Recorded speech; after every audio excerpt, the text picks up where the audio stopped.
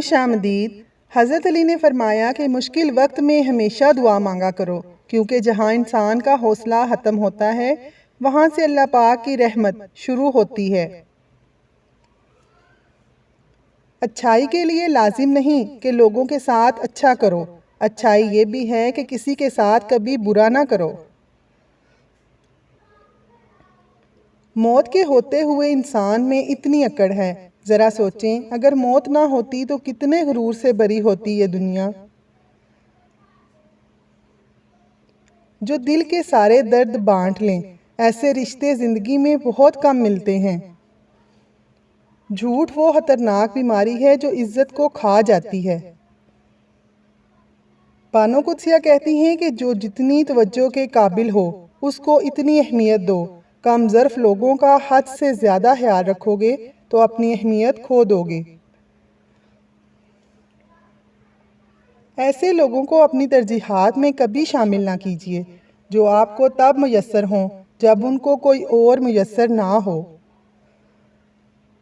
वफ़ा मर्द या औरत में नहीं होती, वफ़ा फितरत और तरबियत में होती है। आपका बहुत बड़ा सरमाया वो लोग हैं जो आपकी गैर मौजूदगी में अपने रब से आपके लिए खैर तलब करते हैं। अगर औरत अपनी ज़ुबान को और मर्द अपने गुस्से को कंट्रोल करे तो हर घर खुशियों का गहवारा बन जाए। अगर कभी मियाँ बीवी की आपस में बन जाए तो फिर सारे ख़ानदान की उनकी नहीं बनती। अच्छा शोहर मजाक में भी अपनी बीवी का मजाक नहीं उड़ाता। औरत नाजुक होती है और मर्द सख्त जान, इसके बावजूद भी औरत मर्द का थप्पड़ सह लेती है और मर्द औरत की ऊंची आवाज़ भी बर्दाश्त नहीं कर सकता।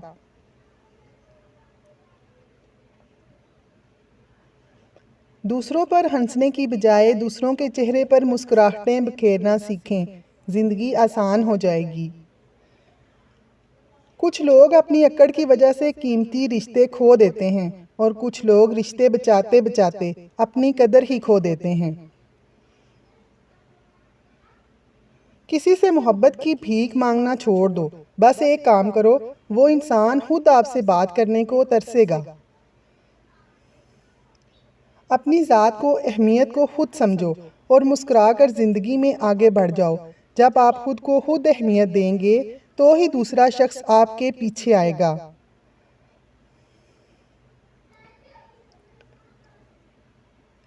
और आज तक जो मोहब्बत की भीख मांग मांग कर अपनी इज्जत और औकात को दो कौड़ी का कर दिया है, मज़ीद मोहब्बत और इज्जत की भीख मांगना छोड़कर खुद को इस काबिल बना सकते हो कि वो शख्स खुद आपकी तरफ आएगा। अगर आपको वीडियो अच्छी लगी हो तो लाइक, सब्सक्राइब और कमेंट करना ना भूलें। जज़ाकल्लाह।